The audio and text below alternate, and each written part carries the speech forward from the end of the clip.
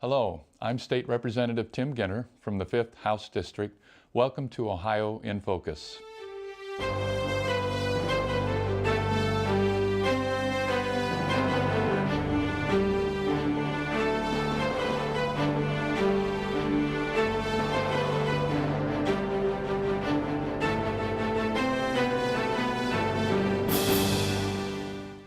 Hello and welcome to this edition of Ohio in Focus, a program that brings state government to you. I'm Brad Miller. I'm pleased to be joined today by State Representative Tim Ginter, who serves the 5th House District, which includes all of Columbiana County.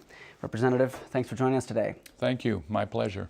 This is your first time on the show, so why don't we start with you sharing with your constituents back home some of your background and what led you to Columbus.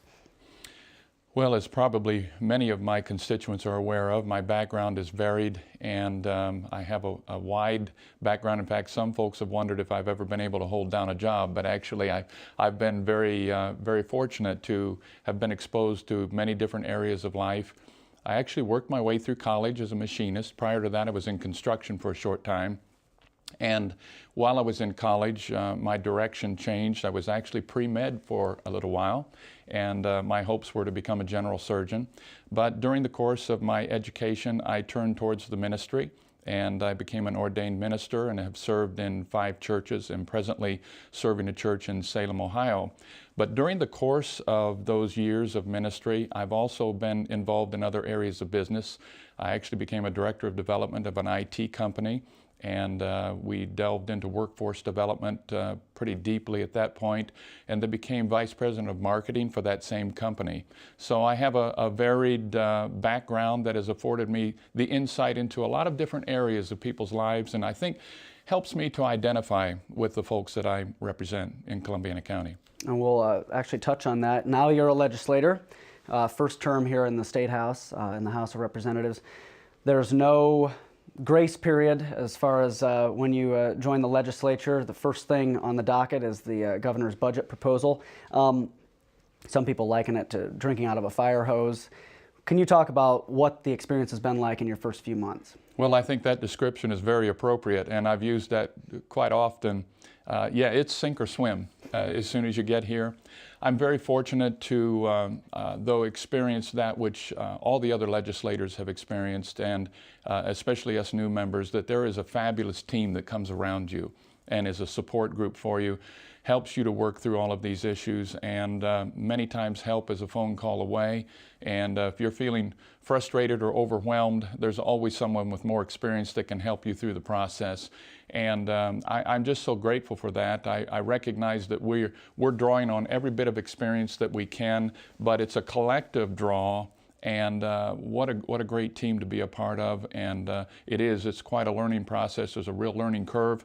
I've discovered you need a master's degree in just about everything, but I feel like I'm back in school. But it's very rewarding work, and I'm enjoying it. I know that may sound a bit strange, but despite the workload, I'm enjoying it and so happy to be representing my people. You're also coming into the legislature for a first-term speaker. Cliff Rosenberger is in his 3rd term in the House, but first as speaker. One of his first items on his agenda is to appoint members to various committees. He has appointed you to a few of those committees, and you can bring those up as you please. But how do you think the committees you've been chosen to work on kind of reflect your background, your varied background, as far as being a legislator? Well, first of all, I'm very grateful to serve on the committees that I'm on. I'm thankful that the Speaker has appointed me to those committees. Public Utilities, of course, I suppose, is one of the committees that has quite a bit of heavy lifting, nothing compared to the Finance Committee at this point. But Public Utilities, of course, is of interest to me because of the oil and gas activity in my district. We're in the shale play area, and it's quite heavy. There's quite heavy activity in my district. Also, just south, just over the line into Jefferson County, is a coal-fired plant, Samus plant. And so Public Utilities is of great interest to me and what is taking place in that particular area. Health and aging, of course, my background, my interest in medicine, my being pre-med for a short period of time draws me to that, and the issues, of course, that are affecting our seniors are of great interest to me as well. And then the committee, as far as the advancement of family and community and family advancement. I'll get it. I always reverse that one for some reason. Community and family advancement, of which I am vice chair. My region is very diverse. We are at the tip of the Appalachian region, and we are challenged as far as economics are concerned and the issues that affect families there.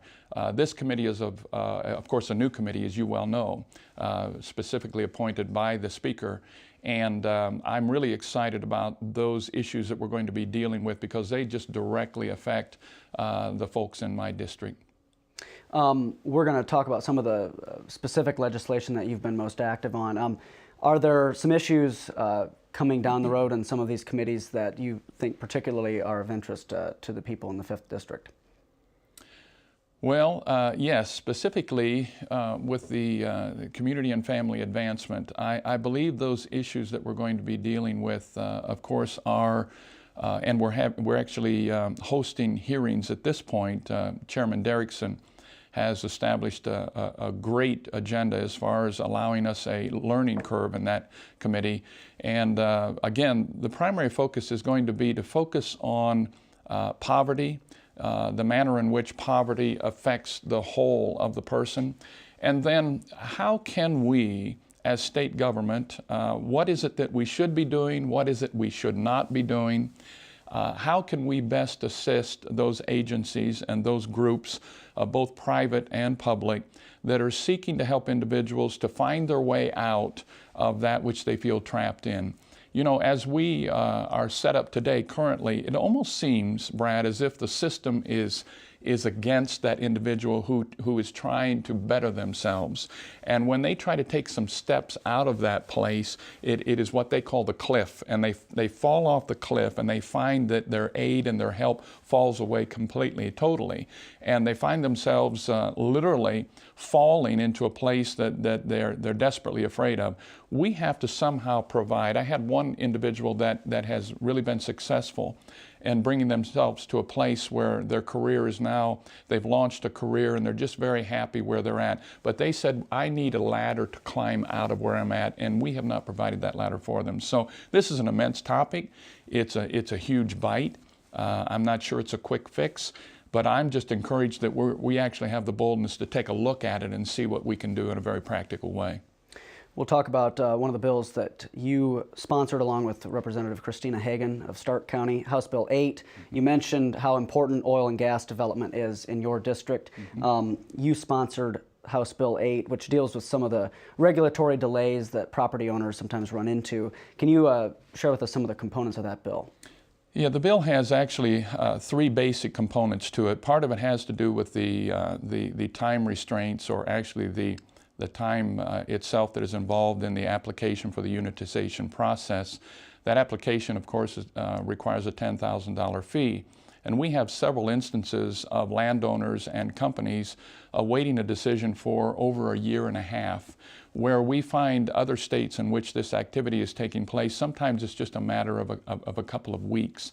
And so we feel that we felt, and we addressed this in this bill, that we needed to set a timeline that was both respectful and easy to attain, and yet would hold a definite timeline. That timeline is 30 and 45 days, which I'm very pleased, as you well know.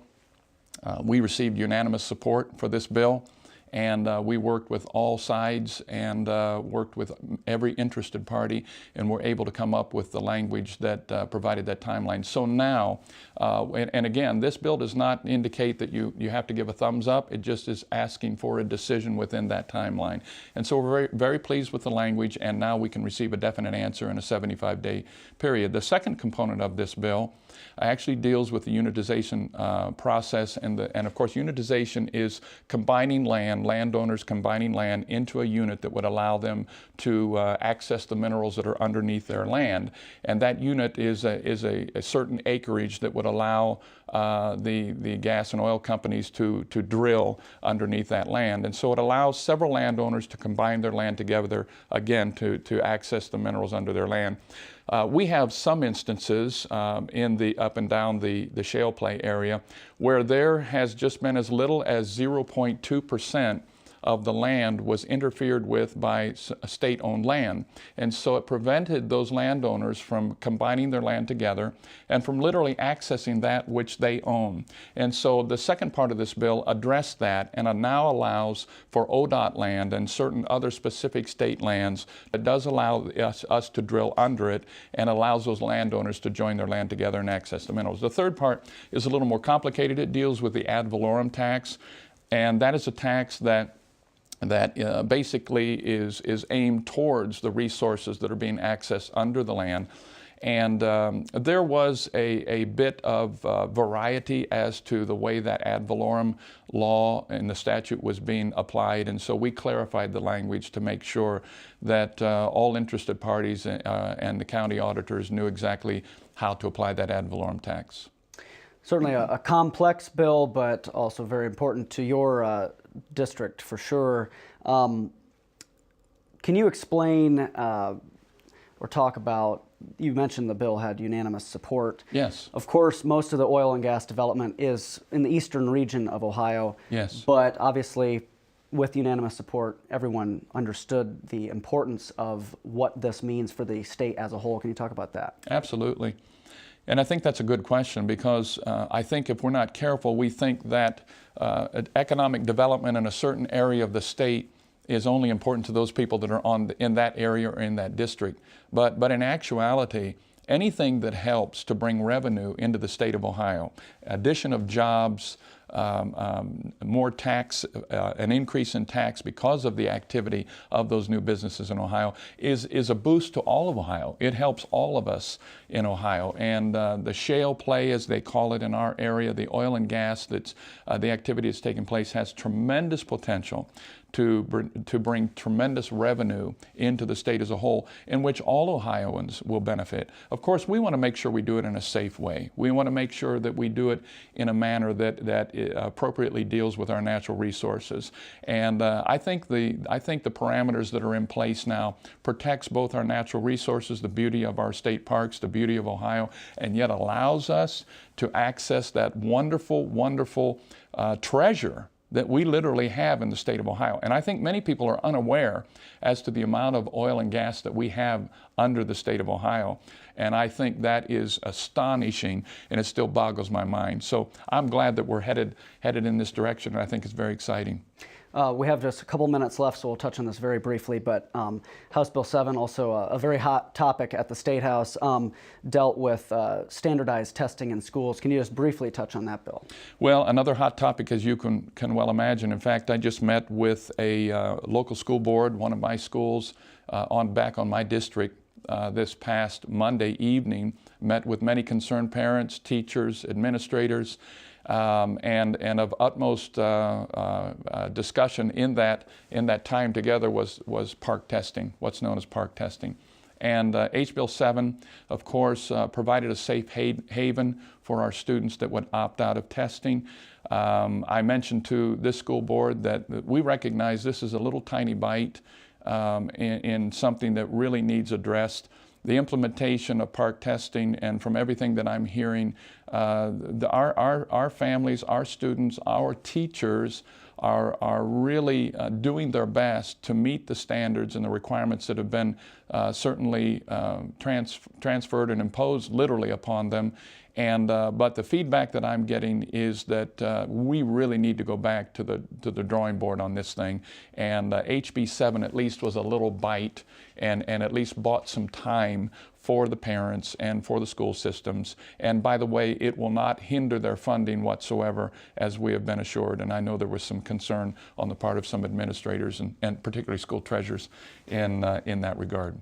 In the closing moments of the show, we usually have our guests share with their constituents back in their home districts how they can best reach you here in Columbus. Well, you can contact me via phone at 614-466-8022 or email me at rep05@ohiohouse.gov. That's rep05@ohiohouse.gov. I have a tremendous aide. I'll put in a plug for him, and he's my right arm. And so he will be, we try to respond as quickly as possible. I know that I'm a servant of the people, and they're my boss, and I'm here to represent them, so I look forward to hearing from them, and will help in any way that I can. Representative, we're out of time, but thanks Brad, for joining us today. Thank you so much. My pleasure. And we look forward to seeing you again on the next edition of Ohio in Focus, a program that brings state government to you. Thanks for watching.